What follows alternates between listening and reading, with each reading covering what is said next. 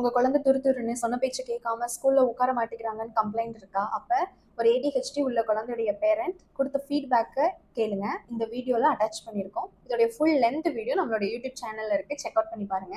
நம்ம கிட்ட தெரப்பி எடுத்த ஒரு ஏடிஹெச்டி குழந்தைக்கு எப்படி இம்ப்ரூவ்மெண்ட் ஆயிருக்கு, இப்போ கரண்ட்லி அவர் என்ன பண்றாரு, எப்படி இருக்காருங்கிறது எல்லாமே அவங்க பேரண்ட்ஸ் ஷேர் பண்ணியிருக்காங்க. டெஃபினெட்லி உங்க குழந்தைக்கு ஏடிஹெச்டி இருந்ததுன்னா இது ரொம்ப யூஸ்ஃபுல்லா இருக்கும். To check it out. மையனுக்கு சென்சரி இஷ்யூ இருக்கு அப்படிங்கறனால தான் இவன் இப்படி பண்றான் அப்படிங்கிறது எங்களுக்கு தெரியவே இல்ல. ஆனா நீங்க வந்து சொன்னதுக்கு அப்புறம் தான் எனக்கு நிறைய அது வந்து புரிய ஆரம்பிச்சிச்சு.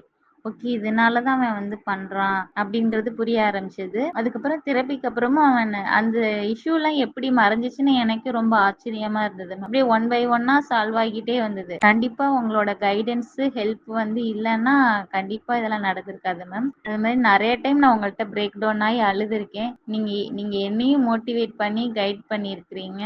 அதுக்கெல்லாம் ரொம்ப ரொம்ப தேங்க்ஸ் மேம். இப்போ வந்துட்டு எவ்வளவோ இந்த மாதிரி வந்துட்டு விஷயங்கள் சொல்லிக்கிட்டே போகலாம். யோசிச்சோம்னா ஒன் பை ஒன்னா நம்ம சொல்லிக்கிட்டே இருக்கலாம் மேம். அந்த அளவுக்கு இம்ப்ரூவ்மெண்ட் வந்து எனக்கு ஹியூஜ் இம்ப்ரூவ்மெண்ட் கண்டிப்பா இருந்தது. நான் இல்லைன்னு நான் மறுக்கவே மாட்டேன் மேம். உங்க கைடன்ஸ்னால தான் அதை நான் வந்துட்டு இம்ப்ளிமெண்ட் பண்ணி அதை என் குழந்தைய வந்து நான் சால்வ் பண்ணிக்கிட்டேன் மேம். ரொம்ப தேங்க்ஸ் மேம்.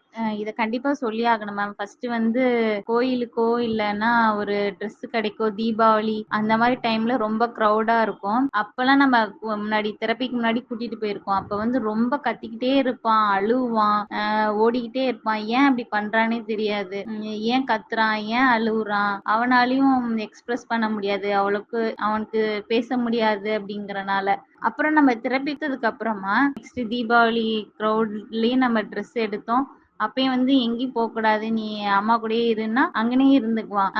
இதை தொடாதன்னா தொட மாட்டான். அது மாதிரி சாமி பார்க்கவும் 1 hour நம்ம கியூல நின்னாலும் பொறுமையா நின்னு அவன் வந்து கொஞ்சம் லிசன் பண்ணவும் வாட்ச் சுத்தி அவனுக்கு என்ன நடக்குதுங்கிறத அப்சர்வ் பண்ண ஆரம்பிச்சுட்டான். அதனால வந்து அவனோட மைண்ட் காம் டவுன் ஆகி அவனுக்கு வந்து கொஞ்சம் ஓகே அப்படிங்க அந்த என்விரான்மெண்ட் வந்து புரிய ஆரம்பிச்சிருச்சு. ஆனா கண்டிப்பா இந்த தெரப்பினாலதான் அவன் வந்து நிறைய இந்த மாதிரி விஷயங்கள் வந்து நம்ம சொல்லிக்கிட்டே இருக்கலாம் மேம்.